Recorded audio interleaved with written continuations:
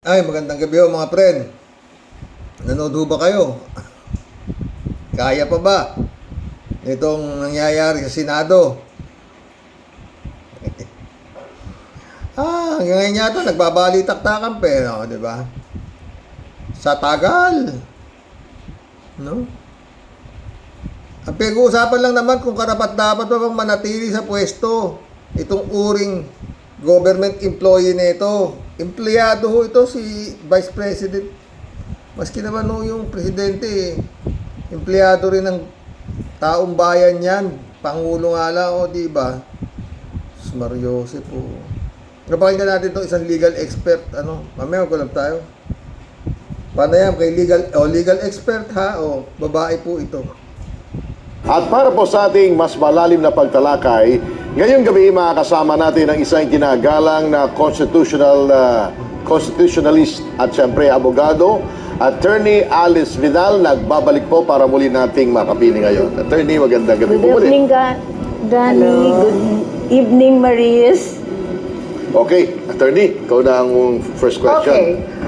Attorney Alice, you're also a trial lawyer before and then naging fiscal ka din, di ba? Yes. Okay, what can you say about the way yung O trial lawyer din, naging fiscal pa. Ano pa gusto mo rito? yung presentation ngayon ng evidence ng prosecution, tapos may defense, na antagal? Yun na nga nakakagulat. Pero ganun talaga. Kailangan kasi dito, impeachment trial to, accountability to Parang ipapakita, ilalatag talaga ng prosecution ang kanilang ebidensya. At upang maipakita kung meron talagang masasabing kasalanan. Hindi naman kasalanan, kung meron talagang violation ng betrayal of public trust. Yun ang sinasabi nila dun sa sa number 4, di ba? Betrayal of public trust. Ibig sabihin, yung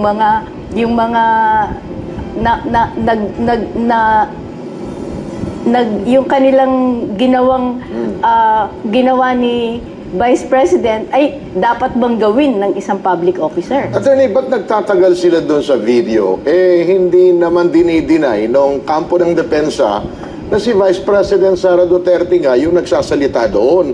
At hindi naman dinideny at hindi naman sinabing in-splice yung video. Bakit may mga technicalities na doon sa pag-iimbestiga ng NBI, doon sila pumofocus kaya? Imbestiga ng NBI, doon sila pumofocus kaya? Yun na nga kung kami, Maris, di ba tayo pwede naman mag-stipulate na yan Di ba? Dapat nag-stipulate na lang sila. Ito bang video na to, ito ba rin ang video na napanood ng lahat? Ito ba ay parang hindi na tayo pumupunta doon sa mga technicality at nabibilis naman. Kaya lang hindi yata sila nag-stipulate.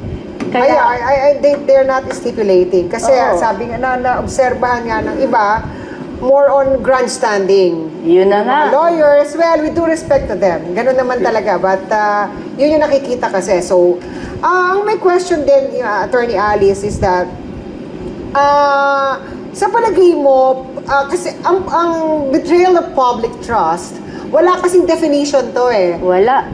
Sa palagay mo, paano papasok dito tong grave threats and inciting to sedition na pinuprove or the prosecution is trying to prove?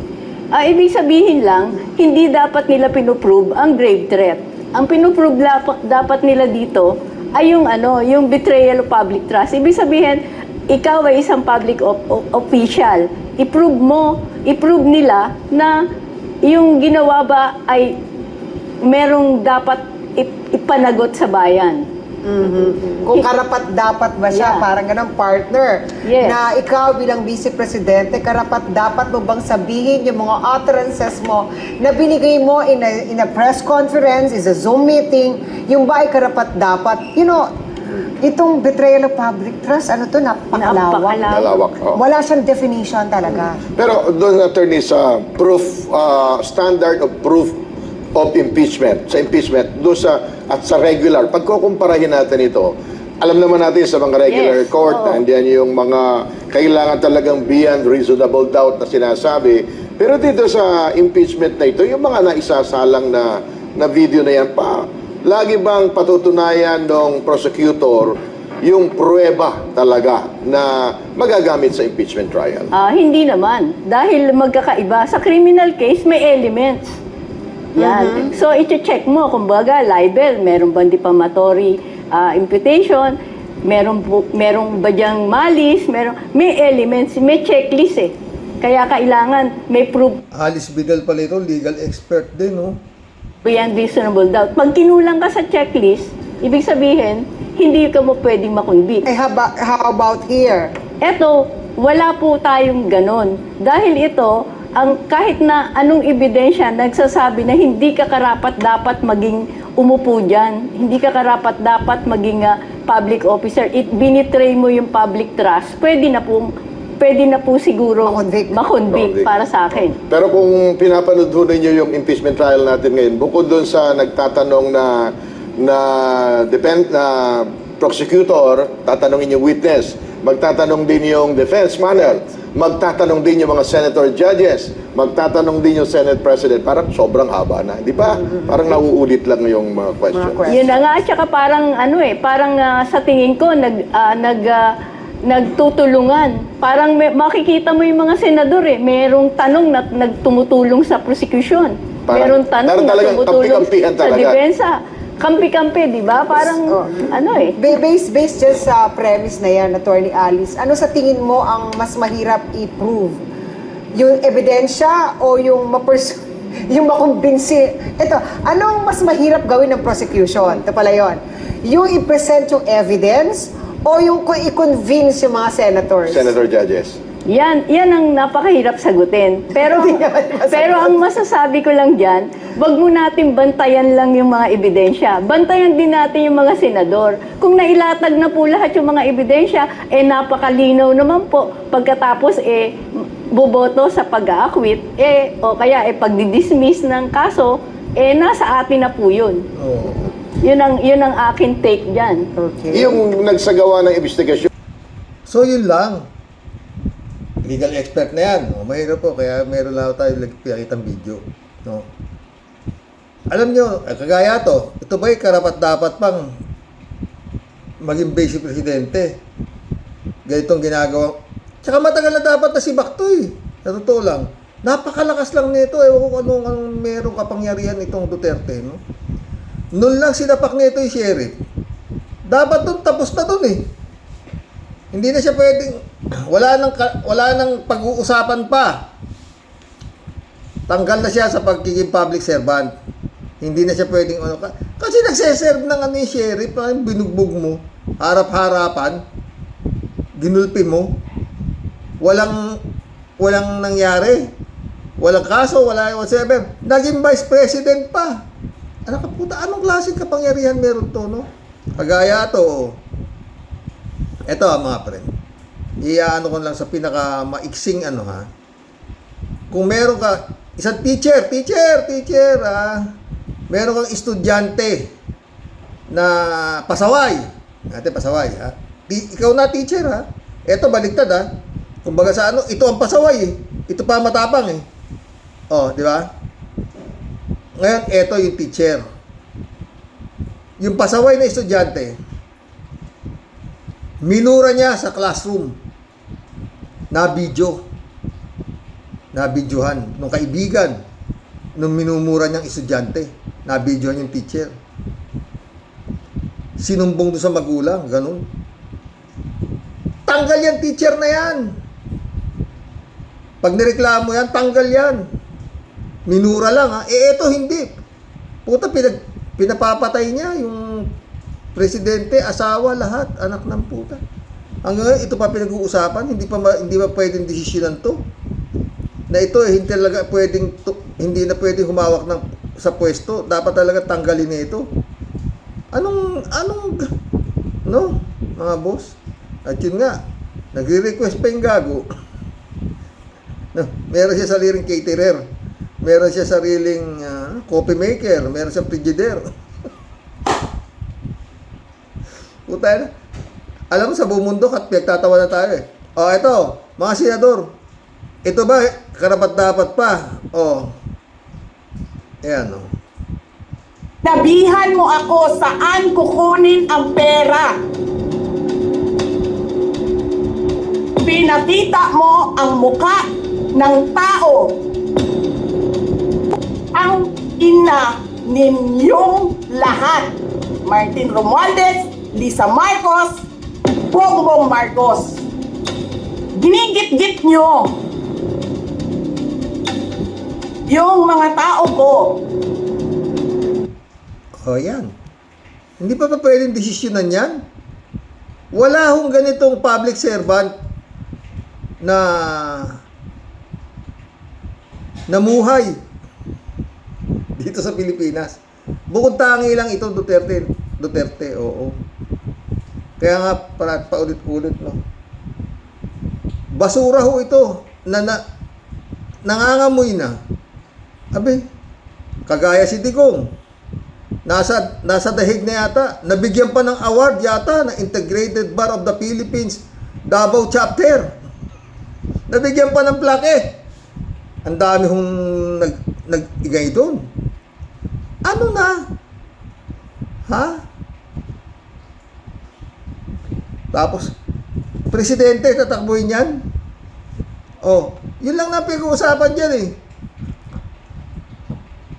Yung behavior na lang. Kaya mo na yung yung mga kung ano-anong yung behavior niya bilang pangalawang pangulo, public servant, no? Saka na yung to sa Senado, kung pinalunod ko yung pagilitis sa Senado, putangin na, para bagang pag nakunbik si Sara, bibitayin eh. Hindi naman, di ba? Tatanggalin lang siya bilang Vice President kasi hindi na nga siya karapat-dapat, hindi na siya fit. Unang-una nga, sinabi na nga ni Montulfo, may sapak sa utak ito. At sa itsura naman, ano ba namang titignan mo rito? Oh. Ha? Sira ang ulo. Merong mga nakakita. Eto pa isa. Hindi ako umiiyak, hindi ako nag-cocaine. Malamig yung aircon. They can drag me to hell. Pagdating nila dun, ako pa rin yung presidente ng impyerno. Oh, baliw, di ba? Imagine myself cutting his head. Gusto ko, ganun din ang gusto kong gawin doon sa mga katabi ko. Yan yung batang yan, ang mapuputulan ng daliri diyan sa fiasco ninyo sa West Philippine Sea. And then I'll cut his head. Pero isang beses sinabihan ko talaga si Senator Amy. Sabi ko sa kanya, kung hindi kayo tumigil, hukayin ko yung Para sa crispy sa itatapon ko siya sa West Philippine Sea. Sinabihan ko si Senator Amy, one of these days, pupunta ako doon, kukunin ko yung katawan ng tatay niyo, tapon ko yan doon sa West Philippine Sea. I don't think sumagot siya. Hindi ko maalala. Nandun pa yun sa group chat. Mayroong mga nakakita. May ibang tao. Siguro, yan yung rason para, ganito, gawin ko, bullshitin ko sila ng bullshitting. Bullshit kayong lahat. Drag me to hell. So I don't take bullshit from anyone. Even President Duterte. That is the reason why. So, I will not take their bullshit. Bullshit sila. Sila ang bullshit mo. Bullshit. Putang inuwa mo eh. Bakit mo sinisira pangalan ko? Joel Chua.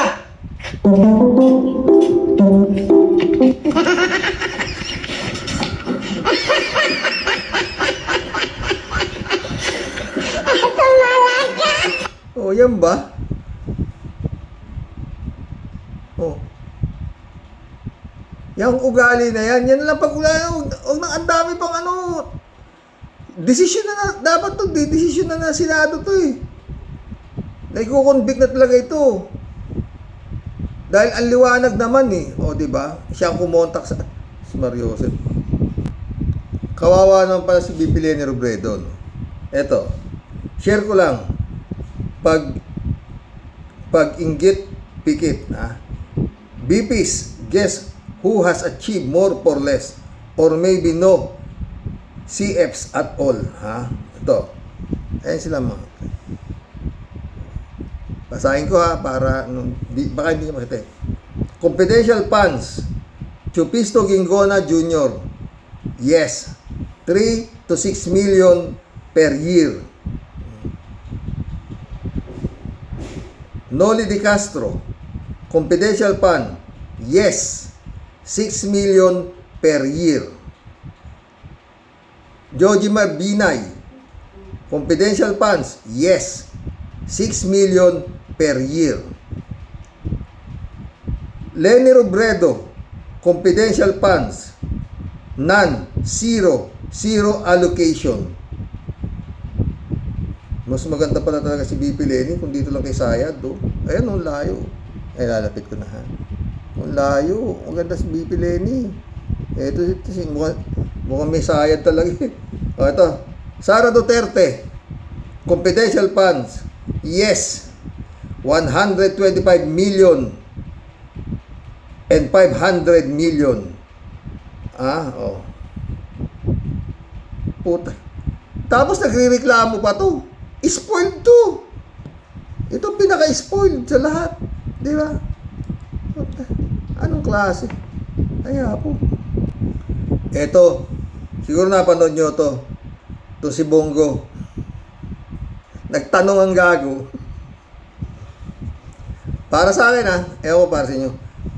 Sa sagot ni NBI agent, no, pinahamak niya si Sara Duterte.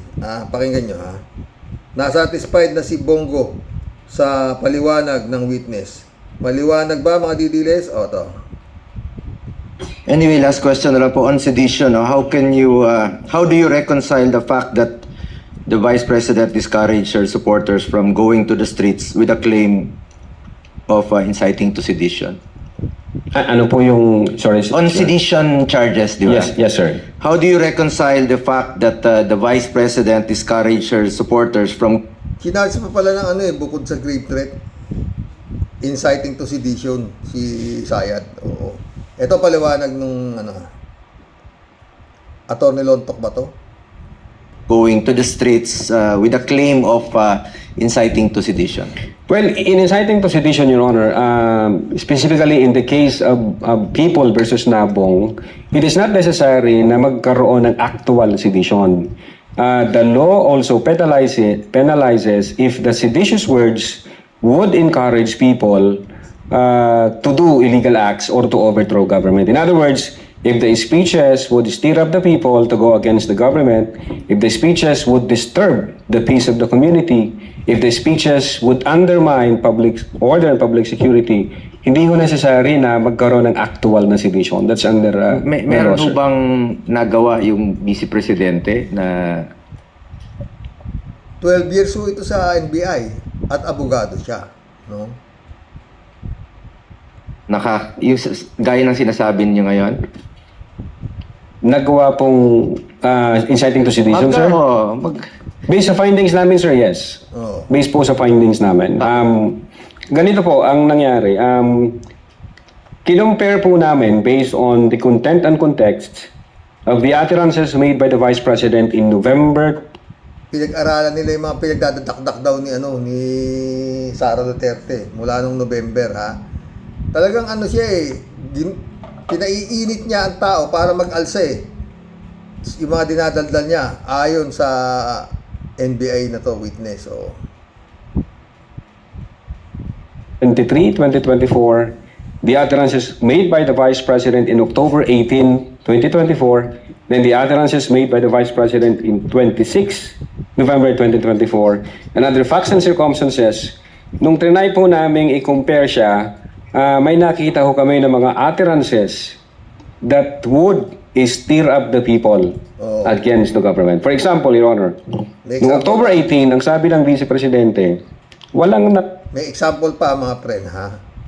number 1 ang Pilipinas na to, hanggang number 2 lang to para sa akin. Oo. Wala itong number 1.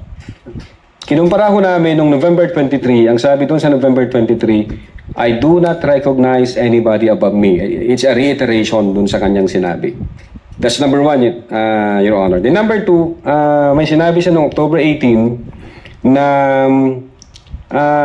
anong magagawa ko, hindi marunong maging presidente yung nakaupo. Kasalanan ko ba yun? Oo. And then, November 23, kinumpara namin yon. Ang sabi niya doon, this country will go to hell because the person na nakaupo is hindi marunong maging presidente and who is a liar. So nakita namin yung pattern saka consistent na utterances. Then tinignan namin yung pangatlong line, ang sabi niya doon, alam ko si BBM may 5 impeachable offense, pero papasa ba dyan sa House? Siyempre hindi. Then pagdating sa November 23, sinabi naman niya doon na the President is lying through his teeth. Gumaganon yung kamay ng witness, eh. Talagang ano, Para makuha lang niya yung boto ng mga tao. Tapos minura niya sila, PI ka, BBM, Lisa Marcos, and former Speaker of the House. So, tinignan namin, sino ba yung nagsasalita? Kung ang nagsasalita, Your Honor, is yung ikalawa sa pinakamataas na posisyon in public at yun yung kanyang utterances, definitely, Your Honor, there is a tendency to stir up the people against lawful government. Kindly wind up, Against the Senator government. Go. No more question, Mr. Presiding Officer. Thank you, Salamat po. Senator Judge Salamat. Go. ito na naman. Mentally and emotionally unstable. Talagang baliw, eh, oh. Matita sabi mo rito. Imagined myself cutting his head, cutting his head, cutting his head, cutting his head, cutting his head. No joke, no joke, no joke, no joke, no joke. Ang ina ninyong lahat. Ang ina ninyong lahat. Ang ina ninyo. O, doon lang tapos na, eh. Baliw. Oh, di ba? Kaya po. O, ito. Yung parehong buwang. Magkakosa. Si Kibulog at saka si Sayad. O, pakinggan nyo. Parang may sira sa ulo. Mga baliw. Isa ang kondisyon ko, ito lang. Alisin ng Senado, alisin ng Kongreso. Lahat ng budget, lagay sa kamay ko. Lahat ng pera ng Pilipinas, 5.6 trillion, ilagay sa kamay ko. In 5 years, gagawin kong superpower ang Pilipinas. Wow. Give me 100 billion, I will solve all the problems of basic education. And that is what I want to reiterate as well to Congress and the House of Representatives. If you give us, the people here sitting in front of you, 100 billion, we will be able to solve the problem in 6 years. Thank you. A few moments later. Bagsak sa audit ng COA ang mahigit 12 bilyong pisong bahagi ng 2023 DepEd budget. Kaya kasi yung aralang din hindi na ipatayo o naipangayo. Kulang ang 6 years. Isa ang kondisyon ko, ito lang. O. Sipin mo yun, hihingi niya 100 billion. O. Baliw nga, kako. Walang ganitong klaseng, sa totoo lang mga friend. Sa tagal na natin, hindi ako. Sa tagal na, ngayon lang tayo nakakita nito. Maski sila Ronald Llamas, ngayon lang din. Oo. Ewan ko. Ha? Pag ito ay na-acquit, tangin. Kaya nga dapat, ito palang grave threat na to, para mapadali, no? After this mga sinasabing testigo, mantakin mo, ilang araw na, 3 araw, isa testigo ngayon, isa pa rin, di pa yata nasasalang si Sulika Lopez, yung di ba? Hindi pa sasalang pa si Matibag, sasalang pa si... Marami pa to bago itong itong grave threat na to, kung ano to. Matagal pa to. Dapat, pag natapos itong isang articles of impeachment na to, butuhan na ang Senado kung kukumbik nila o i-acquit nila. Kasi hiwa-hiwalay naman yung articles of impeachment na yan. May bribery, may unexplained wealth, so and so. Sinasabi naman ng mga talagang magagaling na isa lang dyan ang makumbik si Sayad, tapos na ang boxing. O, mantakin mo inuubos na pera yan. Sa simpleng hearing lang ng Senado, yung sila lang ang naggagawa, ang nagbabalitaktakan, 25 million ang gastos ng gobyerno. Eto, hindi. Mas malaki ito dahil karaming pakakainin tao rito. Kaya nga si Sayad, gusto niya sarili ng caterer siya, diba? O, total, babayad naman gobyerno, Nagkulab na tayo, mga boss. Hindi lang naman tayo naiinip, O, maski sila dating Integrated Bar of the Philippines na presidente, Igon Cayosa, ganun din. Ang dami raw mga technicalities na kung ano-ano, puta. May cross, may recross, puta. Cara cross. Putek yan. Ewan. Ay.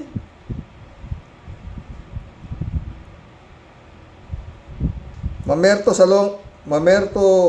Junior Salonga. Shout out. Good evening po, Karox. Alam naman natin at kitang-kita ang ebidensya paano nila ipagtatanggol ang ganyang klaseng tao. Dapat talaga yan, mga abogado na yan, pag natalo sa kaso na ipinagtatanggol nila, kasama sila sa ikukulong. Yun nga sinasabi ko, di ba? Tayo lalaki na kinukuhang acceptance niyan po tayo ng milyon-milyon, tapos ay apo, tama ka dyan, Mamerto. Yun nga gusto kong mangyari.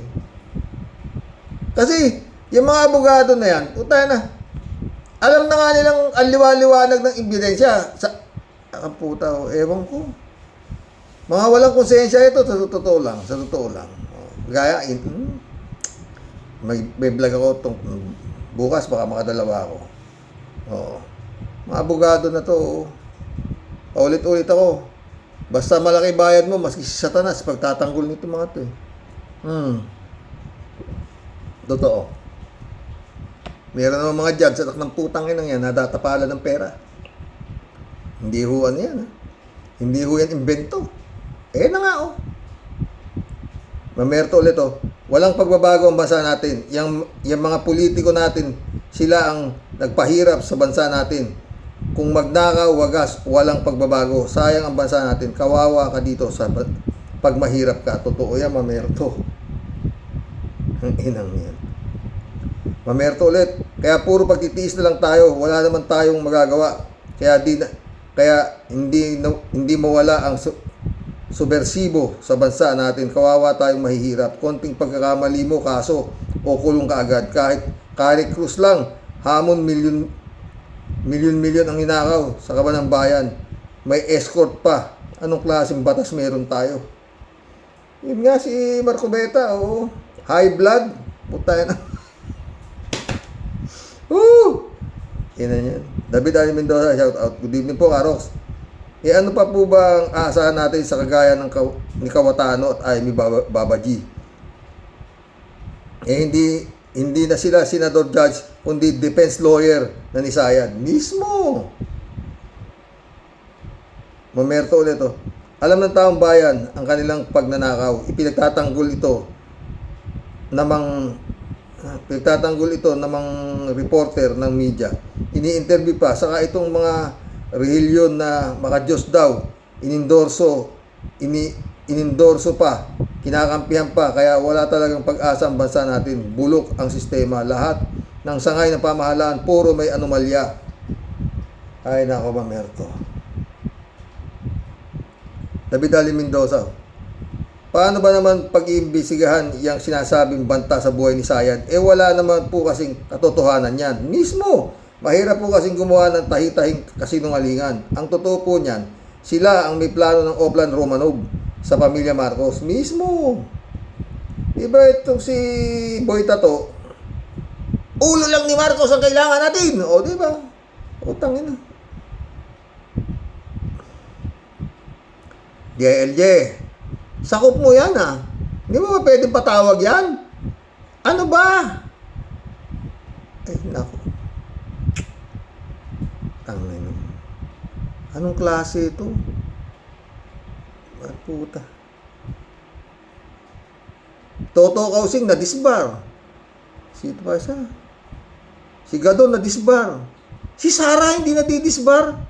Minumura na yung presidente, pinapapatay. Hindi gumagalaw, moto proprio. Di ba may moto proprio sinasabi?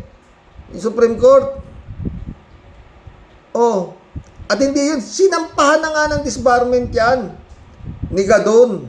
Si Sayad. Wala. Ano klase? Ay. Mamerto Jr. ulit. Dapat talaga lahat ng gobyerno ino-audit ang kabuhayan kung tama ang kanilang naging ari-arian. Ang isang napakalaking problema natin, ang mga hukuman natin na walang takot ang mga yan kasi pera-pera lang. Yan lang yan. Tagal mo na wala, mamerto ka ha. Mamerto ulit. Yan ang dahilan kaya walang takot ang mga politiko sa Pilipinas. Pera-pera lang yan. Kasalanan ng mga West, walang magagawa kasi uso sa atin ang padrino. Pag may kapit ka sa taas o may katungkulan lamang lamang ka palagi, yan ang demokrasya na sinasabi. Yan ang dahilan kaya tayo pinagluloko ng mga yan. Antakin mo si Portuit, siya pa presiding officer ngayon.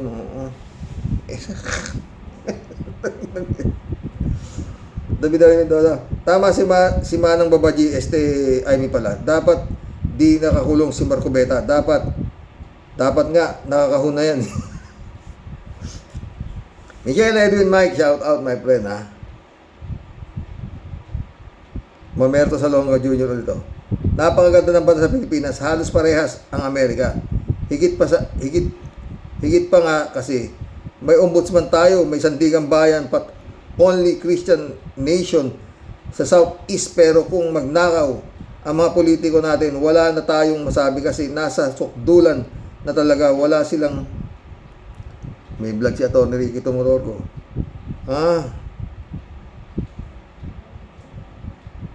Wala tayong masabi, nasukdulan talaga, wala silang kabusugan, kawawa talaga tayong mahihirap. Bakit nagkaganoon? Lahat naman tayo may kanya-kanyang relihiyon na kinaaniban, may Diyos na sinasamba. Bakit?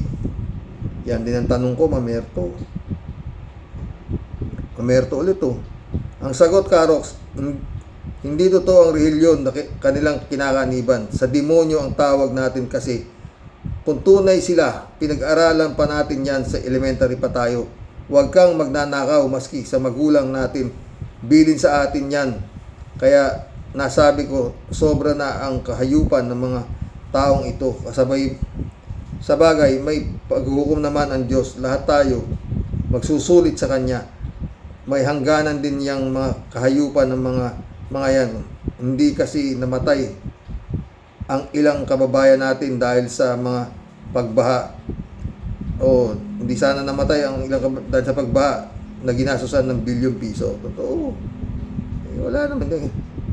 Mamerto ulit. Nasabi ko lang minsan, kasalanan ng reliyon ang ugat ng lahat ng kawalangyaan sa mundong ating ginagalawan. Sa mundong ating ginagalawan. Kaya hindi matigil-tigil ang gulong pumabalot sa atin, lalo na bansang nating mahal. Sinisira ang mga walangyang politiko. Walangyang politiko natin. Sobra na. Tumanda na ako, wala akong nabalitaan na smuggler na nakulong.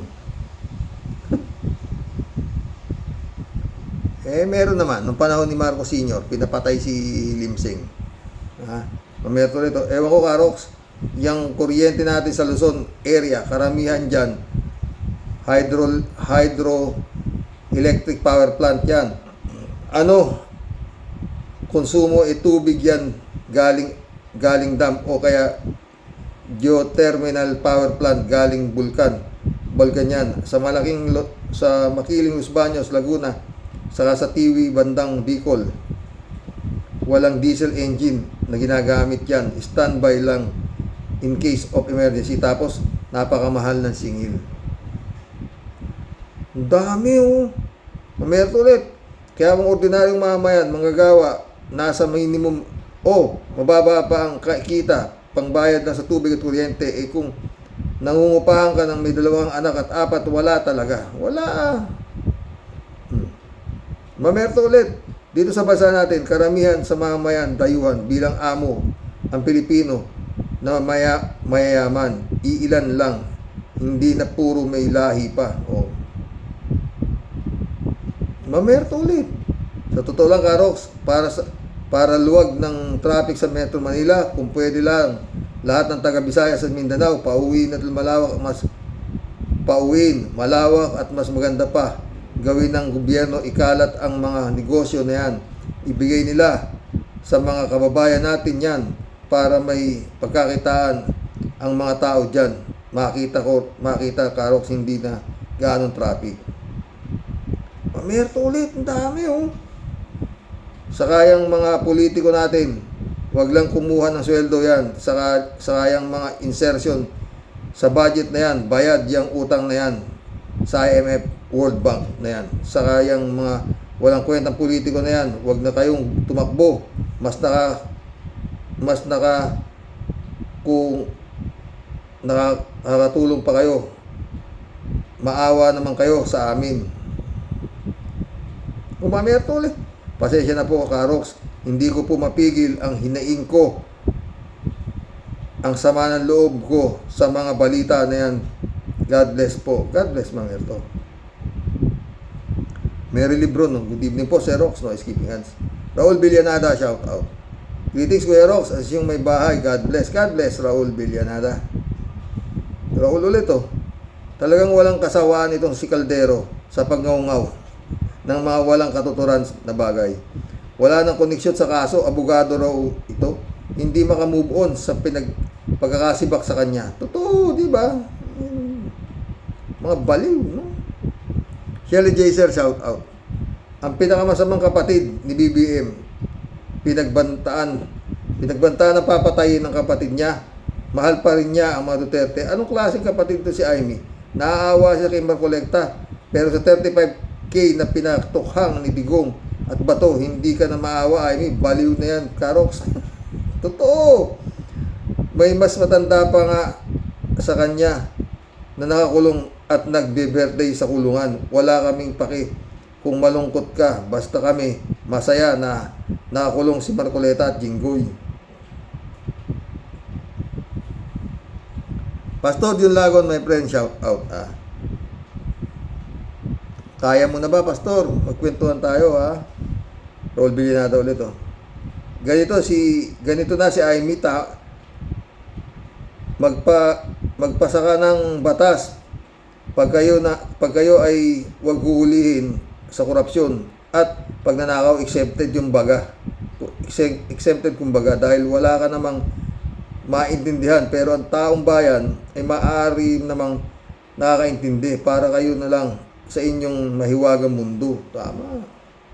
Librado Ludovico, shout out, Blessed morning, Karox and all warriors, sabi niya.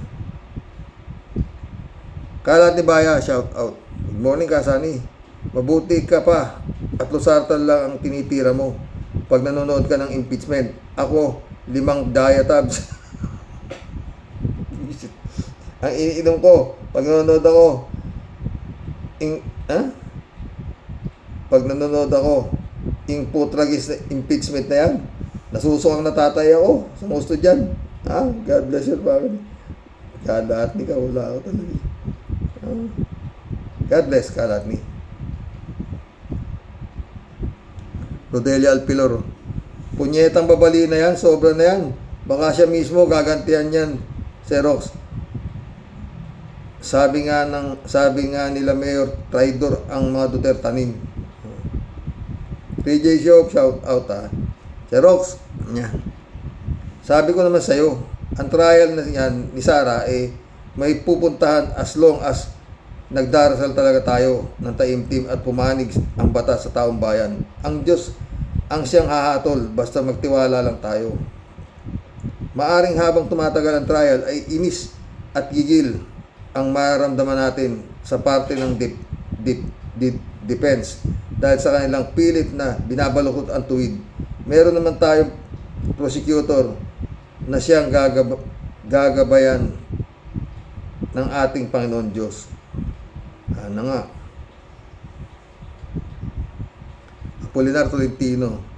Mukhang mahirap kausap yan si Cayetano kasi ang laging sagot niya ay kahit ano pa ang ng hingi ng legal advice, hindi nga siya ma-advisean yung sarili niya ng tama, lalo na yung ibang tao. Tama ka dyan, Apolinar.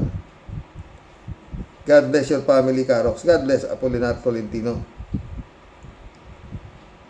Apolinar ulit, ha? Sabi ko naman sa'yo, Karox, Luzartan lang ang katapat ng impeachment na yan. Isama mo na yung biogesic para sakit ng ulo. Ang problema dyan, sa impeachment na yan, hindi yung mga abogado, kundi ang mga senador na walang kakayahan para maging senador, judge. Mga walang iya, hindi bagay sa inyo ang magsuot ng robe, kapal ng mga muka. Si Kimu kanina, putang inang Kimuka, oo. Inimbestigahan yung witness akang putang ina. Tinatanong kung Muslim yung witness, kung anong putang gago. Wisit. Ted, shout out. Kung nalulungkot ka kay Manong Dante, kay Manong Dante mo, di sa Manong sa kulungan, kung saan siya makukulong, matutuwa yun, at least may taga-kamot siya pag Makati ang Yagba. Ay, Ted, ukinawa Japan. Ted ulit pinagtatawa na ng marami si Kimo, bobo raw. Bobo daw. Hindi naman ganyan si Kimo para sa akin. Si Kimo ay matalino. Matalino din naman. Kung ang mga kasama niya ay panay bobo. Pero kung ang mga kasama niya ay matatalino, siya naman ang pinakabobo. Chupista Bunao dito. Good morning po kuya at sa mga ka-warriors. Ay kuya, dahil malayo naman ang katotohanan na papatay sa kanya sa sobrang galit lang niya sa administrasyon BBM. Kaya naman, nagbanta ng buhay buhay nung tatlong pinahamak mo lang ang sarili mo. Sa ulo nga ay baliw. Huwag na tayong pumunta sa kung ano-ano ba. Yung pinagdadaldala, itsura niyan, yung galaw niyan, lahat sira ulo. Ngayon, ang ginagawa niya, pasimba-simba siya, hindi ba siya naniniwala sa Diyos? Sinabi niya yan, di ba? Chupista ulit, Oy, Ka Eric, sulasok, Celes, puro kay saldi ko. Lagi mong dinidikit si BBM dyan sa budget. Panahon pa ni Duterte ang nakawan sa kakaban ng bayan. Huwag kang magmamagaling dyan. Isira rin ulo yun Lahat sila buwang. Chupista ulit, Ay naku, Amy, umentra ka na naman. Anong sabi mo? Di mo maintindihan kung bakit pinakulong ang mga kalyado mo? Saan ka ba nakatira? Wala ka ba sa Earth? Chupista ulit, Kuya, dyan sa video ni Baste, ay nasa dahig siya. Kinukumusta siya ng mga vlogger. Aba, ay okay lang daw po na habang binabaha naman ang Dabawin nyo. Ay, ang future ng president, walang pakialam sa nasasakupan niya. Paano pa kaya kung buong Pilipinas ang pamumunuan niya? Ay, kawawa naman si Juan de la Cruz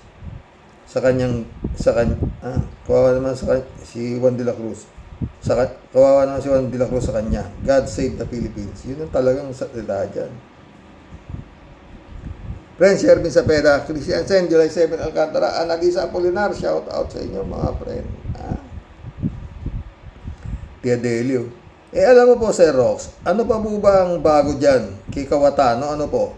Para po sa akin, siya po ay isang nabubuhay na pinakahalimaw na satanas sa kasaysayan, katulad po ng kanyang amo na hanggang sa kamatayan sa gilid ng bangin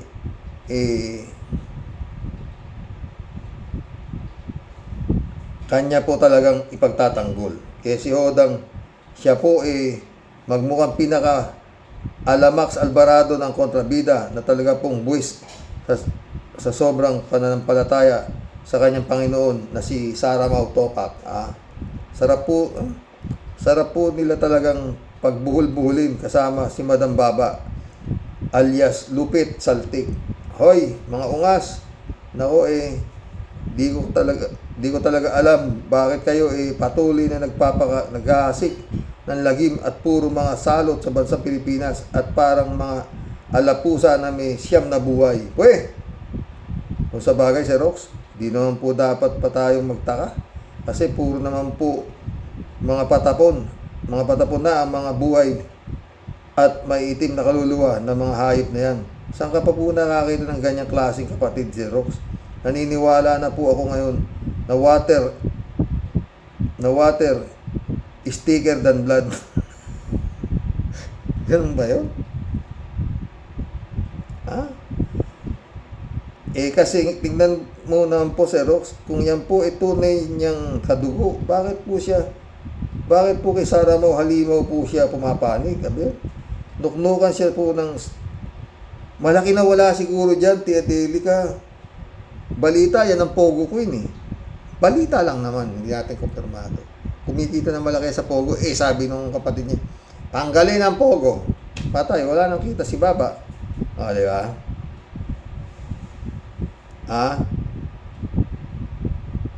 Nuknukan siya po ng isinumpa sa galit ng kanyang buong angkan. 10 ng kanyang mga anak na di na siya po talaga binibigyan ng sobrang kahihiyan. Ano po ang tawag po sa ganyan?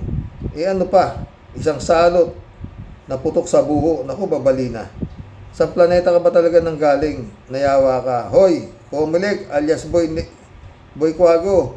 Pati ng mga DD shit na nagluklok dito sa pesting yawa na to. Pagmasdan niyo mabuti. Ha? Ano?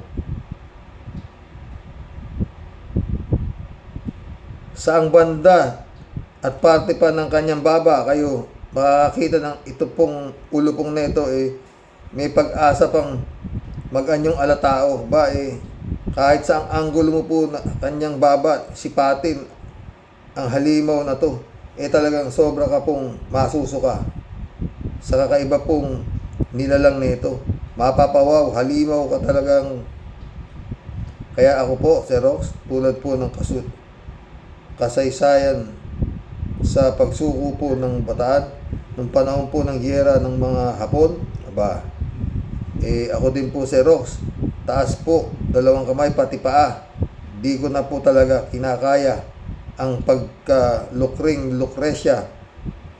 Di masawata ang mga halimaw po sa banga ng mga pinutukan po ng lintek, Sir Rox. Puro po mga inutil at puro po mga walang silbi po Pero tulad nga po ng ating palagi pong panawagan at sinasabi, Sir Rox, alala mo naman si Kuting. Ano? Si Sir Kuting po ay may hawak ng beat. Kakapirasong panahon na lang po ang natitira sa kanya kapag siya po patuloy lang na bingihan at bulag-bulagan at tulog-tulugan sa pansitan. Lahat po tayo siguradong madadamay sa paghasik po ng lagim sa kamay at maitim po na kuko ng itim na agila ng halimaw. No joke, no joke. Sir, kilos at trabaho po tayo ano po, mga pogi po namin sa Cavite, patay tayo dyan, at mga tropang Bukbok Republic. Ano na po ang balita, mga sir? Naku yan na nga ba ang balita na sinasabi ko? Ano po? Tayo pa rin po talaga ang taga Cavite, ang tunay na may hawak ng bandera, ang hari ng sablay.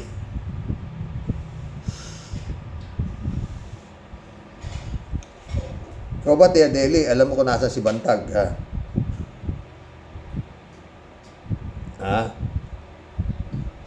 Nako impong ba siyang lalayas na po muna? Di na lang po rayuma ang kumikirot sa sobrang buwisit. Mapapalaklak ka po talaga ng high dose ng losartan sa buwisit po tiyamot sa pisting yawa. Hanggang sa muli, mga ka-warriors. Tia Deli po maglalakwatsa po muna, pampaalis po ng topak. Ang sa inyo pong lahat ay tunay pong nagmamahal at nakikibaka. Ito po ang asungot at makulit ninyong Tia Deli. Palaging may pinakamahabang talata na binabasa po sa Sir Rox araw-araw. Maraming salamat palagi sa ating Master Rox. Mabuhay ka and God bless po. Ingat po palagi sa po ng iyong pamilya. Ikaw nga, ingat ka rin. Sabi ko na nga lakwatsa ka ng lakwatsa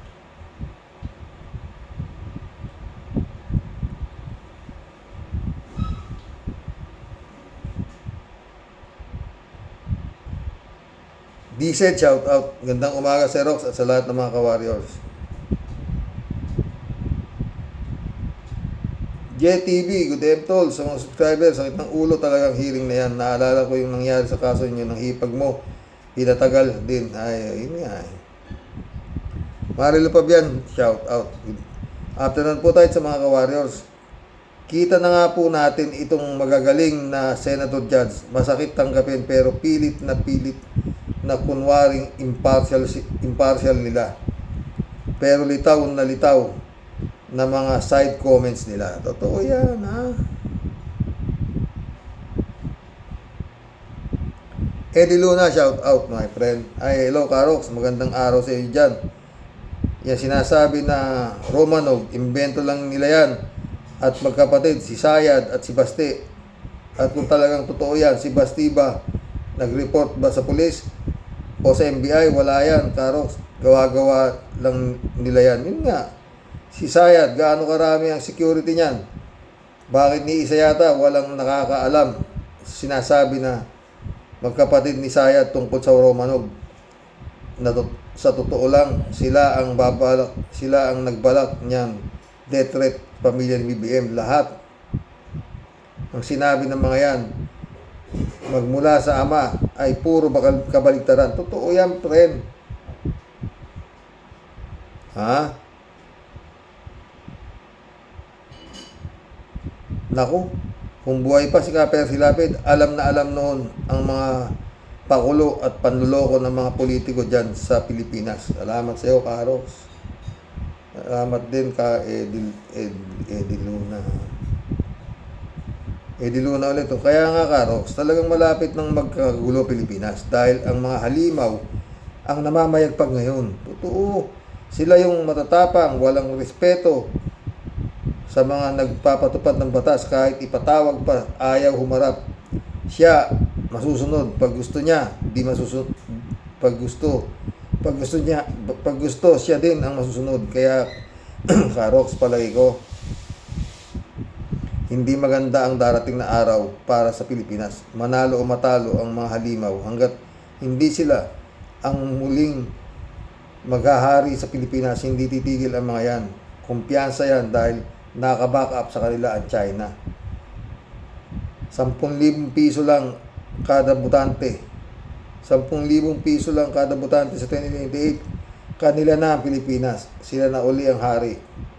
Pipilitin niya ng China na manalo sa 2028 dahil matutupad na ang China ang matagal nilang gustong makuha. Salamat uli sa iyo, Sir Rox.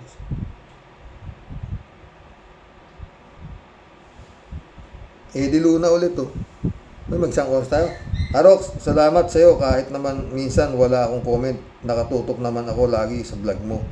Salamat ulit sa shout out mo sa akin lagi. Kaya bumaliktad na ang mga Pilipino ng bastos kay Atty. Claire. Siguro nakaamoy na pinamomonitor na sila ng mga sa Philippine Embassy sa Canada. At pag minalas-malas pa sila, baka ma-deport pa sana. Sana ma-deport para magtanda ng kayabangan ang mga kabastusan. Meron namang nakulong na matabang isda. Isa na si Jinggoy. Kung isda pa si Jinggoy, tambakol si Bong Revilla naman, tulingan. At si Ismar Cubeta, kung sa isda, pating na may rayuma. Shout out, Amy Bingson, Dolor Garcia. Emans Calona, anak. Ay, Brother Eli Asisio. Long time no talk tayo. Oo. Hanggang bukas muli. Mission accomplished, mga boss, ha? Ay, nako. Good night. God bless. Dasal. Talaga kailangan.